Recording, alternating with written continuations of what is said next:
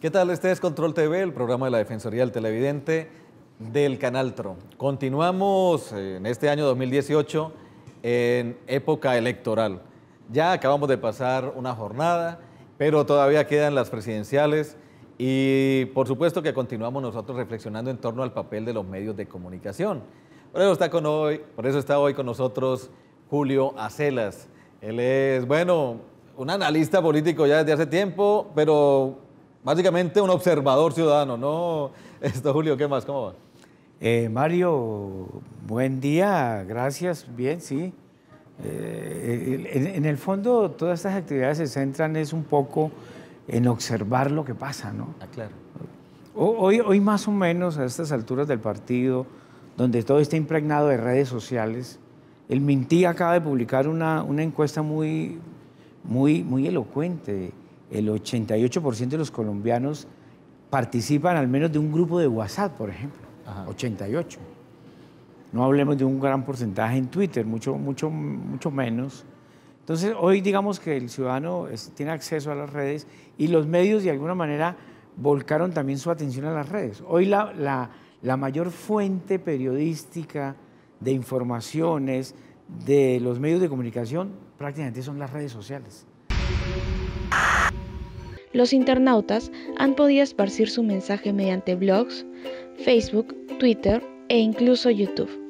Una gran parte de los temas que tratan no son aquellos que se difunden en los medios tradicionales. Esto ha generado tal enganche de un gran sector de la sociedad que muchas figuras públicas como periodistas, conductores y personas del medio político como gobernadores o candidatos han optado por ampliar su alcance mediante redes, interactuar con la comunidad, siendo también partícipes de los foros de debate, de campañas, pero por sobre todo, brindando comentarios e información que se conectan a los medios tradicionales en los que ellos participan. El tema de las redes, me parece, tiene unos elementos muy constructivos, pero también muy perversos. Muy perversos. Pues es que ya iba, Julio. Humberto sí. Eco, que murió hace unas semanas, dijo que las redes sociales le dieron ciudadanía a la estupidez humana.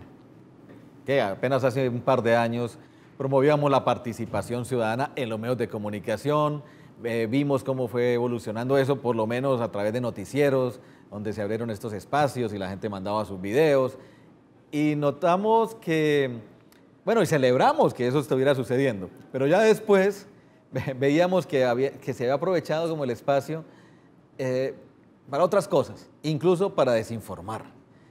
Las mentiras, las invenciones también se convirtieron en fuente, no solamente de que miles de personas tengan un mínimo nivel de comunicación, pero también de distorsión de la realidad.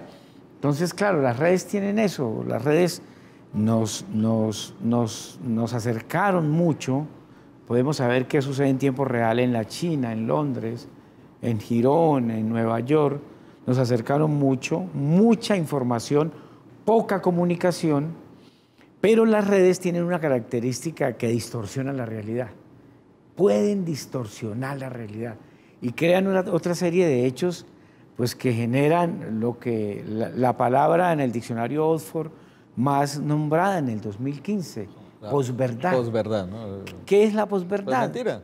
Que es una mentira y no es otra cosa que tomar decisiones y guiarme desde el punto de vista de las opiniones por aquellas cosas que obedecen más a mis sentimientos, a mi opinión personal, que a hechos razonables y a criterios, digamos, de verdad. Es que empiezan ahí juegos de equilibrio, pues, de derecho, ¿no? O sea, es libre expresión, y entonces esto, libre comunicación y libre... pero bueno, y el derecho a estar bien informado y todo ese tipo de cosas, entonces empiezan allá a sopesar, ¿no? ¿Qué hacer? ¿Qué hacer? ¿Cómo resolver eso? Primero, me parece que es muy saludable que el ciudadano de a pie tenga acceso a la información, a los análisis y en general a los medios. Vía redes sociales, me parece estupendo. Eso ayuda.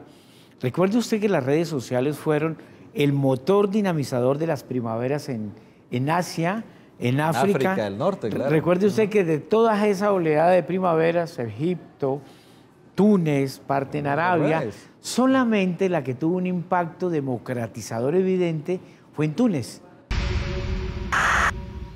Mohammad Gamal, mejor conocido por su apodo de la red Jemmy Hood, es un blogger, caricaturista, músico y activista político. Es uno de los miles de jóvenes egipcios que usan el poder influyente de la nueva tecnología y los medios de comunicación social. Ahora podemos usar la Internet como instrumento de cambio y no uno para soñar con el cambio. Todos estábamos unidos para luchar contra el sistema.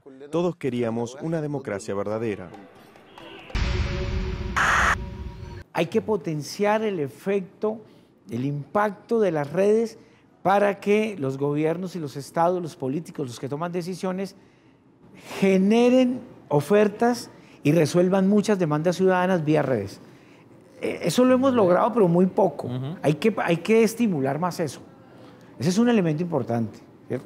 Y otro elemento que me parece que podríamos hacer es que hay que hacer mucha pedagogía sobre los medios de comunicación, sobre las redes sociales. Hay que hacer todavía mucha pedagogía sobre... Hombre, ¿cómo distinguir, no? ¿Cómo distinguir y contrastar, ¿no? Lo que en la universidad hemos llamado es cómo construir verdaderos ciudadanos. Sobre que los ciudadanos aprendan a ser ciudadanos activos de verdad. El hecho de estar yo poder grabar una mentira, grabar una noticia, un video y lanzarla, eso no es ejercer la ciudadanía activa. Digamos que hay unos cánones pequeños, sencillos, para ser ciudadano activo. Vos nombrabas algunos. Por ejemplo, la rigurosidad de la fuente y la contrastación de las fuentes. No todas las fuentes tienen un nivel de veracidad, ¿no? Entre otras cosas, hay poderes ocultos que no los conocemos, que son fábricas de fuentes mentirosas, los trolls que llamamos, ¿cierto? Tienen personas pagas, muy bien formadas, que se convierten en fábricas de noticias mentirosas. Entonces, contrastar fuentes, unos mínimos elementos de rigor, y sobre todo, el ciudadano debemos crear, las redes deben ayudar en lo que decíamos en la universidad siempre, ciudadanos autónomos. Ciudadanos autónomos, ciudadanos deliberantes. Críticos. Que critiquen todo, que pregunten, que no traguen entero, que tengan, como decía Kant, mayoría de autonomía de edad. Ciudadanos deliberantes. Y las redes pueden servir para eso. Ahí tenemos un déficit todavía. A nosotros, como programa de la Defensoría del Televidente, nos interesa mucho. En últimas, un televidente bien informado, un televidente con capacidad de análisis, pues también participa, ¿no? Y eso es lo que esperamos nosotros. Después de la siguiente pausa, bueno, Julio, vamos a meternos un poquito con televisión, ¿no? Con televisión regional del Oriente, con medios de comunicación en términos generales, pero con televisión, ¿no? Porque también nos interesa ver nosotros desde acá, desde las regiones, cómo manejamos este tema electoral. Ya regresamos.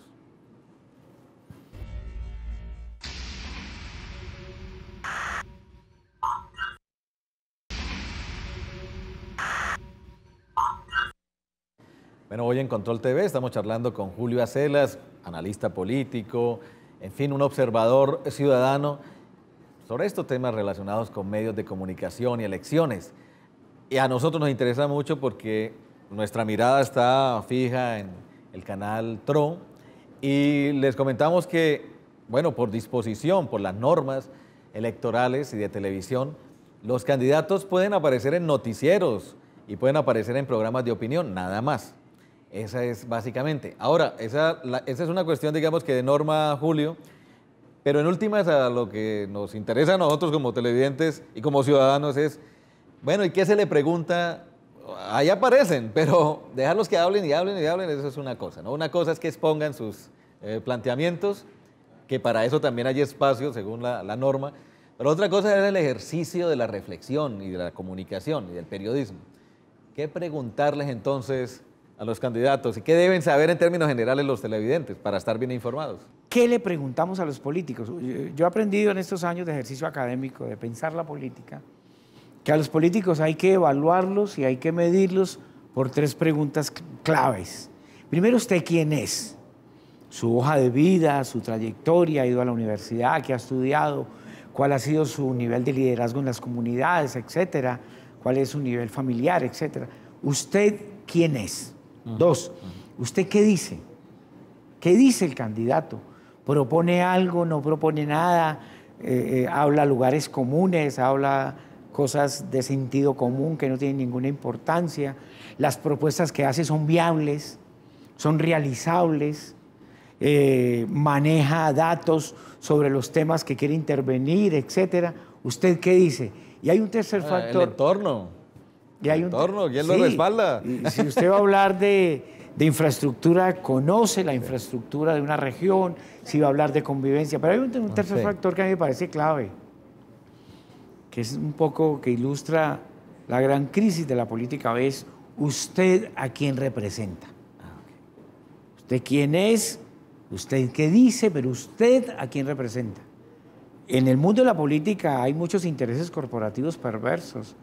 La política se volvió el escenario de los negocios privados. Me decía Carlos Gaviria Díaz, excelso magistrado de la Corte Constitucional, acá en Florida Blanca, una vez que lo invitábamos, siendo senador, me decía, vea, Julio, el 95% de los senadores van al Senado a hacer negocios, son negociantes. Entonces, ¿usted a quién representa? ¿Qué sector social representa? ¿Algún interés corporativo? ¿O representa sectores ilegales que los hay en la política? ¿Usted de dónde viene? ¿A quién representa? Ahí sí se hace una idea real. Se hace, digamos, un escáner, ¿cierto? De quién es el tipo de político, quién está diciendo y de dónde viene. Me parece que estas preguntas son claves. Esas son claves. Ahora, también le preguntamos a uno de los integrantes del programa De Buena Fuente, a Vidal Humberto Abreu, bueno, ellos cómo hacen con sus invitados. Este es un programa de opinión, han tenido también candidatos presidenciales y aquí está con nosotros en Control TV. De Buena Fuente tiene una condición particular. Yo he insistido mucho en reuniones de producción, en reuniones previas, en que nos pongamos a analizar de mejor manera cómo va a ser el interrogatorio, cómo se van a formular las preguntas, quién pregunta qué, cómo nos establecemos las condiciones y el orden, y eso nunca ha funcionado. Y yo creo que tal vez es uno, en medio de las dificultades que cualquiera otro que conoce el ambiente de la televisión podría decir, ese es un error. Creo que tal vez tengo que aceptarlo, que yo que he sido el que más ha insistido en ese tema, ahí donde está el éxito del programa, porque el programa no se libretea, el programa no establece condiciones, el programa sencillamente fluye, el programa establece unas preguntas que es el periodista quien las establece, quien las define, pero eso sí, porque creo que estamos, y en eso estamos completamente de acuerdo, pues quienes estamos ahí, que somos periodistas de experiencia, que somos periodistas que conocemos del tema. Le pregunto, ¿esta candidatura suya se arropa de qué tipo de figuras y de personas? Primero, la candidatura nacional, le tengo que hablar. Muchas personas me han dicho, oiga, usted les anda muy duro, usted pregunta muy fuerte, usted se supiera como que, o se viera como si estuviera peleando permanentemente. Y otros me dicen, me gustan sus preguntas, me parece que usted es el que en ocasiones aterriza las entrevistas, de manera tal que las críticas las recibo con mucho respeto, las escucho y reflexiono profundamente sobre ellas, pero en mi caso particular yo creo que yo no es porque quiera decir que me las sé todas, pero yo interpreto mucho el sentimiento del ciudadano. Y creo que cuando me siento con un dirigente político le pregunto lo que el ciudadano de a pie quisiera preguntarle. Lo veían como muy trabajando con él, pero sin mirar partido y sin mirar otros candidatos. Pues la interpretación, la crítica, los comentarios sobre si lo están haciendo bien o lo están haciendo mal los periodistas frente al debate político, depende también de los intereses, de las simpatías y por supuesto de las filiaciones políticas e ideológicas. Entonces eso es extremadamente relativo. Igual el papel, ya desde el punto de vista noticioso, o sea, dejamos que la noticia nos la plantee el candidato o nosotros también vamos manejando temas. Aprendí en una clase de comunicación, en una maestría en la Universidad Nacional, hace algunos años en estudios políticos, que quien define qué es comunicable es el comunicador. Me parece que eso debe preservarse. Hay medios, es innegable que quien define qué comunicar es el político, eso es muy perverso. Los políticos en sí producen noticias más de tipo sensacionalista. El escándalo de la semana, el político que le pegó a su mujer, el político que fue capturado por la fiscalía. La mayoría de noticias que produce son escandalosas y sensacionalistas. Y los medios, de manera muy juiciosa, ocupan la mayor parte de las noticias políticas ahí. Muy poco porcentaje, digamos, de noticias constructivas para la gente. Porque no es capricho tampoco de los medios, es que los políticos poco la producen. Son muy escasos los políticos que generan dinámicas comunicativas, digamos, o como ellos dicen, obras para la comunidad. No, si uno va a un municipio cualquiera, de las obras de baja intensidad, medias, grandes, que se realizan en un año, que se suceden en un año, un municipio como Florida, Bucaramanga, los políticos en ejercicio, concejales, diputados, congresistas, ellos son protagonistas o son, digamos, gestores del 5 o 10%. La mayoría de lo que ellos llaman obras para la comunidad las producen o los alcaldes o los gobernadores o a nivel presidencial. O sea, el político realmente profesional en ejercicio produce muy pocas noticias desencadenantes en bienestar y calidad de vida para la gente. No, y uno también pensaría que, bueno, ¿y la sociedad qué? O sea, ¿y los líderes sociales qué dicen? La comunidad en términos generales, ¿cuáles son sus necesidades? En fin, eso también le preguntamos a, bueno, Iván Ávila de Oriente Noticias. ¿Cómo han venido manejando estos temas en esta época electoral? Los candidatos a la Cámara de Representantes y al Senado han tenido la oportunidad de exponer a nuestros televidentes a través de nuestro sistema informativo una serie de inquietudes que nosotros hemos desarrollado con unos cuestionarios y pues ellos poco a poco han venido desarrollando, teniendo la oportunidad de mostrar pues todo lo que vienen trabajando desde sus campañas proyectadas pues hacia el Congreso de la República. Tenemos una sección que se llama Pedagogía Electoral, en donde hemos hecho hacia los televidentes, hacia la gente, cómo se debe votar, cuáles son los riesgos electorales a los cuales están expuestos, cuáles son los delitos electorales a los cuales están expuestos también, que sabemos pues que a veces por desconocimiento pues la gente incurre en esto, pero no porque quieran, sino precisamente por el desconocimiento. Entonces, como sistema informativo y como Canal TRO hemos tenido esa responsabilidad social de llevarle a los televidentes esa información para que de primera mano, casi como que una educación, una pedagogía, para que ellos reciban esa información y sepan cómo enfrentarse a esa situación que es el momento de votar, que es como un momento de verdad en donde a veces por desconocimiento nosotros de pronto actuamos mal y cometemos errores. Oye, Julio, y otro tema son las encuestas, ¿no?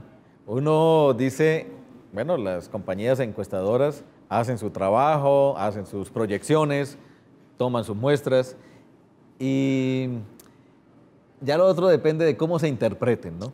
¿Qué hacer con las encuestas? Álvaro Gómez se repite de manera manida la metáfora de Álvaro Gómez de que las encuestas son como las rellenas, ¿no? Muy buenas para quien las degusta, quien va ganando, pero no pregunten cómo las hacen, ¿no? Las encuestas tienen dos funciones. De alguna manera miden el ambiente político en un momento. Cómo están las tendencias, los candidatos que tienen más figuración, que no, en ese momento. Y segundo, las encuestas tienen un efecto que ayudan a direccionar el comportamiento político electoral del ciudadano. Tienen ese efecto. Por eso cuando son mal hechas, cuando tienen un efecto dirigido de campañas políticas, pueden tener efectos demoledores. En Colombia, en el último periodo, ha pasado un fenómeno más de rarísimo, decía Jaime Garzón. Las encuestas no atinan. Las encuestas se equivocan. En la alcaldía de Bucaramanga pasada, por ejemplo, las encuestas faltando 3 días daban al alcalde ganado, lo daban de último. ¿Por qué? Porque las encuestas tienen una muestra, las muestras de todas las encuestas no son iguales, las preguntas deben ser técnicamente muy bien diseñadas. Eso cambia de acuerdo a la manera como se hagan. Entonces, pero son saludables. Ah, bueno. Son saludables, hay que tener mucho cuidado quién las hace, el tipo de pregunta, las muestras, la manera como se aplican, etc. No, y tener cuidado en lo que vos dices, Julio, que es un momento, ¿no? Ya una semana después puede que radicalmente cambien. Y lo que uno nota a veces es que ese espíritu de pronto de algunos compatriotas nuestros que dicen, no, ya como estos dos, entonces me voy por el ganador. También hay que tener criterio para eso, ¿no? Pero lo vamos a seguir charlando después de la siguiente pausa.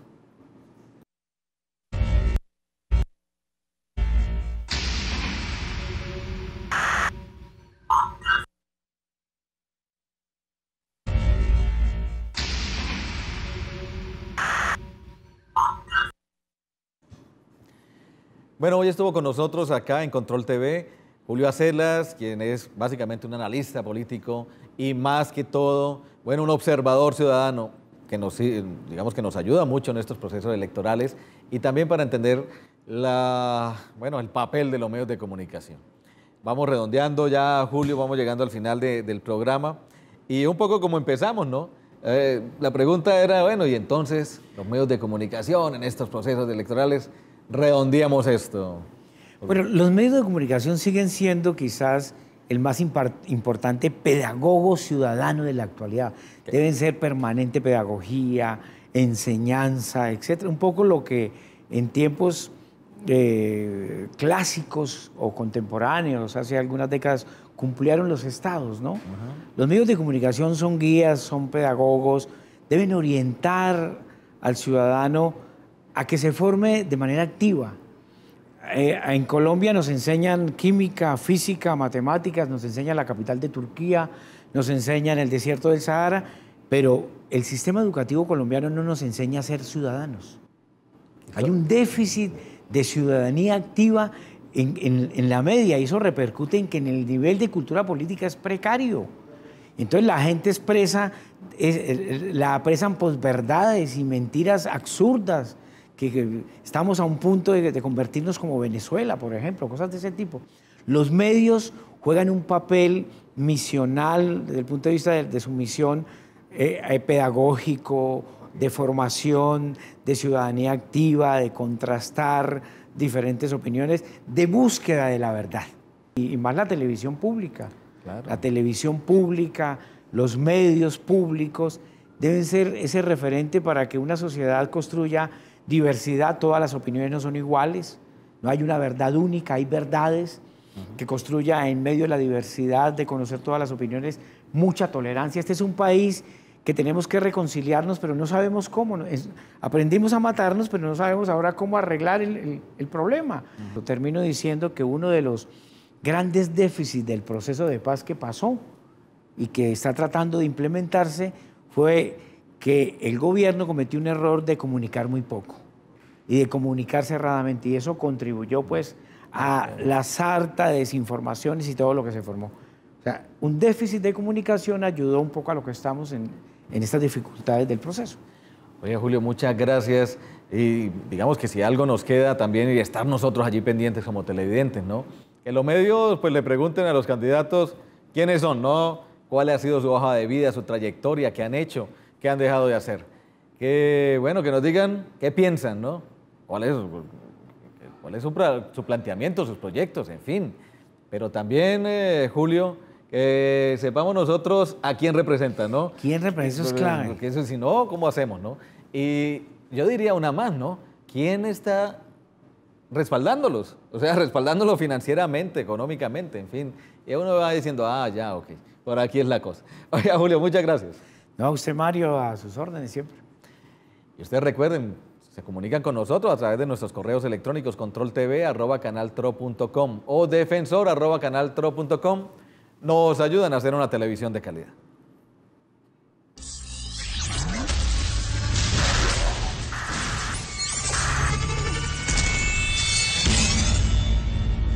Canaltro.com